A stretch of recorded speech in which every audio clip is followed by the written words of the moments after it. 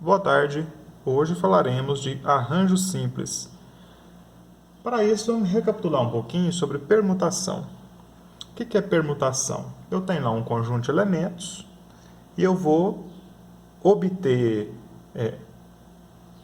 grupos diferentes com todos esses elementos. O que vai mudar? A ordem dos elementos só. Eu só vou trocar os elementos de lugar para obter novos resultados, novas maneiras de organizar este grupo. Por exemplo, se eu tiver 6 pessoas para se sentar no sofá de 6 lugares, aquele exemplo clássico lá, o que eu posso fazer? Só trocar as pessoas de lugar, mas eu vou usar todas as pessoas no novo resultado. A cada resultado diferente que eu tenho as mesmas pessoas, trocadas de lugar apenas. Agora imagina que eu tenho um sofá de 2 lugares e 6 pessoas vão se sentar nesse sofá de 2 lugares. Eu vou agrupar essas pessoas de 2 a 2. Quer dizer que eu não vou usar todas as pessoas de uma vez. Não vai ser todas as pessoas que vão se sentar. Vão se sentar de 2 a 2. Pode ser a primeira e a segunda, a primeira e a terceira, a primeira e a quarta, a primeira e a quinta, a primeira e a sexta pessoa se sentar. Pode ser a segunda e a terceira, a segunda e a quarta, a segunda e a primeira também, né? Eu posso pegar as mesmas 2 pessoas e trocar de lugar. Então eu tenho 2 coisas aí que pode acontecer. Eu escolher pessoas diferentes dentro do conjunto maior, ou eu trocar as pessoas escolhidas de lugar. De todo jeito eu tenho um novo resultado, eu tenho um novo agrupamento. Bom, então eu tenho um conjunto de elementos, e desse conjunto de elementos eu vou escolher um subconjunto menor. De quantas formas eu posso fazer isso? Isso aí a gente chama de arranjo. Se eu for escolher todos os elementos do grupo, só trocar eles de lugar, permutação. Se de um determinado conjunto eu for escolher um número menor de elementos do que o total, arranjo. Bom, e a gente escreve assim, ó, arranjo de n elementos tomados PAP. Arranjo de n elementos. N é os elementos que eu tenho à disposição. O número de elementos que eu tenho à disposição. P é o número de elementos que eu vou escolher dentro daquele conjunto maior. Então, o número de elementos que eu tenho à disposição, total de elementos. Aqui, os elementos que serão escolhidos, o número de elementos que será escolhido. Para calcular um arranjo, a gente usa o fatorial também. A gente faz n fatorial dividido por n menos p fatorial. Por exemplo, de quantas formas podem ser escolhidos um líder e um vice-líder em uma turma com 20 alunos? Todo problema que envolve arranjo, nós vamos ter que identificar 2 coisas ali. O total de elementos que nós temos para escolher e o número de elementos que nós vamos escolher daquele total. Então vamos lá, né? De quantas formas eu posso escolher um líder e um vice-líder? Quantas pessoas eu estou escolhendo para ser líder e vice-líder? Eu vou escolher um líder e um vice-líder. Então, eu estou escolhendo 2 pessoas, né? Estou escolhendo um para líder e um para vice. Quer dizer que eu vou escolher 2 pessoas. Aqui, então, nós já identificamos o P. Eu vou escolher 2 pessoas. Mas quantas pessoas tem lá na sala de aula, entre as quais eu vou escolher 2? Quantas pessoas eu tenho à disposição para escolher? É uma sala com 20 alunos. Então, nós já sabemos o N. O N é 20. Então, vamos lá.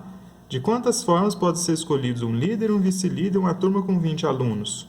Total de elementos à disposição, 20 alunos, o N é 20. Quantos que eu vou escolher entre os 20? Um líder e um vice. 2 pessoas. Um para ser líder, um para ser vice-líder. Achou o total de pessoas, achou o número de pessoas que você vai escolher, joga lá na fórmula. A fórmula é arranjo de n elementos tomados PAP igual a n fatorial dividido por n menos p fatorial. Então, o que a gente faz? Arranjo de n, olha o n lá, ó, 20 elementos tomados PAP, olha o p lá, ó, 2. No lugar do n, eu vou colocar o 20 fatorial. No lugar do n aqui, ó, 20 menos p, no lugar do p, 2. Então, o que nós vamos ter? Arranjo de 20 elementos tomados 2 a 2 é 20 fatorial dividido por 20 menos 2. 20 menos 2, que é 18. 18 fatorial. Então, arranjo de 20 tomado 2 a 2 é 20 vezes 19 vezes 18 para aqui no 18 para eliminar o 18 lá do denominador. Lembrando, né, que o fatorial eu posso resolver ele e parar onde eu quiser, desde que eu coloque o fatorial lá, para indicar que isso aqui vai 18, 17, 16, 15, até chegar no 1. E aqui também é 18, 17, 16, 15, até chegar no 1, não é? Então, eu posso cortar aqui, ó, 18 fatorial dividido por 18 fatorial é 1. Então, o que sobrou? Que o arranjo de 20 tomado 2 a 2 é 20 vezes 19. Então, nós temos 380 formas de escolher um vice-líder e um líder numa sala com 20 alunos. Exemplo 2. Quantos múltiplos de 5 com algarismos distintos existem entre 999 e 9.999? Bom, nós temos aqui números de 4 algarismos, né? Tem que ser maior que 999, então começa no 1000. Aí vai de 1000 até 1999, então são números de 4 algarismos. Tem a unidade de milhar, tem a centena, tem a dezena e tem a unidade. Como os exercícios dizem que precisam ser múltiplos de 5, tem duas possibilidades para a unidade, né? Na unidade pode ser 0 ou 5. Se não for 0 nem 5, aí o número não é múltiplo de 5. Né? O critério de divisibilidade por 5 é terminar em 0 ou em 5. Então, nós temos dois números possíveis aqui para a unidade. O 0 ou o 5. Para unidade milhar, nós não podemos usar o 0, né? Porque na unidade milhar, se você colocar 0 aqui na unidade milhar, deixa de ser um número maior do que 1000, né? Porque fica sendo um 0 à esquerda, você tem outros valores lá, e aqui fica sendo um 0 à esquerda. E o 0 à esquerda você apaga ele, né? Por exemplo, se eu colocar aqui 0, 1, 2, 3, aí não é um número maior do que 1000, né? É o número 123. Então, aqui não pode ser o 0. Quantos valores nós temos possíveis para cá? Aí depende, né? Se ali for 0, aqui eu tenho 9 valores possíveis. Se lá for 0, aí eu tenho 9 valores. Porque eu posso usar o 1, o 2, o 3, o 4, o 5, o 6, o 7, o 8 ou o 9. 9 números. Se eu estiver usando 0 aqui no final, né? Mas e se eu estiver usando o 5 aqui no final? Como o exercício diz que os algarismos precisam ser distintos, esse primeiro aqui não pode ser o 0 e também não poderá ser o 5, porque o 5 já vai estar sendo usado ali, né? Então, eu tenho duas possibilidades para cá. Eu tenho uma possibilidade para a unidade, que é o número 0. E eu tenho outra possibilidade para a unidade, só uma possibilidade também, que é o número 5. Se eu usar o número 0 aqui, tenho 9 possibilidades para a unidade milhar.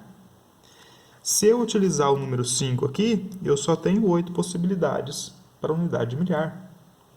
Afinal de contas, eu usei o 5, não posso usar o 5. Mas também não posso usar o 0, porque números não começam com 0. Então, dois números a menos, né? Eu tenho 10 algarismos, de 0 até 9, tem 10 algarismos, tira 2, sobra 8. Agora, aqui na centena, eu já usei um algarismo para a unidade, já usei um algarismo para a unidade milhar, sobraram 8 algarismos para a centena, né? E 7 para a dezena. Agora aqui, se eu tivesse usado 5, aqui eu não posso usar o 5 nem o 0, né? Então, diminui 2 valores. Mas aqui eu já posso usar o 0. Então, aumenta um valor para cá. Eu continuo tendo 8 valores possíveis para a centena. Vamos analisar separadamente as duas situações de novo. Recapitular aí, se não tiver ficado claro. Só posso usar o 0 ou 5. Então, eu tenho uma possibilidade aqui, terminando com 0, e outra possibilidade aqui, terminando com 5.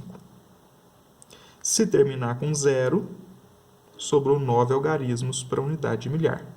Se terminar com 5, sobrou 9 algarismos tirando o zero, que eu não posso usar, 8 algarismos. Eu tinha usado um aqui e um aqui, né, dos 10 algarismos do sistema decimal, de 0 a 9. Eu já usei 2, sobraram 8 para a centena. Já usei um aqui, um aqui e um aqui. Usei 3, né? Sobraram 7 para a dezena. Se eu tivesse usado o número 5 na unidade, o que nós temos? 8 algarismos para a unidade de milhar. E para a centena será 7? Não, vai continuar sendo 8. Porque dos 10 algarismos do sistema decimal, eu usei um aqui e usei um aqui. Usei 2. Ainda sobraram 8 algarismos que eu posso usar. Por quê? Aqui eu não usei o zero e nem aqui. Então, o zero eu posso usar. Aqui. Na centena não tem problema ser zero, na dezena não tem problema ser zero. Então, aquele zero que eu estava excluindo, que eu não podia usar aqui, agora eu já posso usar, se eu quiser. Então, eu tenho 8 algarismos aqui que eu posso utilizar. Já usei 1, 2, 3, sobraram 7. Então, veja que nesse problema, nós temos duas possibilidades de solução. Nós temos aqui usando o 0 na unidade ou usando o 5 na unidade. Problemas assim, a gente pode recorrer ao princípio multiplicativo, como fizemos aqui. Ou então, a gente pode fazer, no caso, 9 vezes 1, que é 9, vezes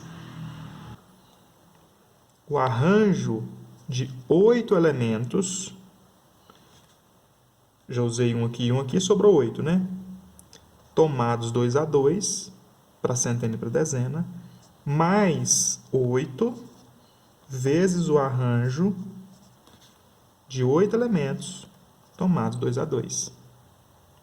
Então, vou fazer 9 mais 8 vezes o arranjo de 8 elementos, tomados 2 a 2. O arranjo de 8 elementos tomados 2 a 2, vocês vão fazer por esse processo aqui e vão descobrir lá o número de formas que vocês têm para o arranjo de 8 elementos tomados 2 a 2. E vão fazer 9 mais 8, que é 17, vezes este valor do arranjo de 8 elementos tomados 2 a 2, que dá 56. Então, a resposta, 17 vezes 56. 952 números.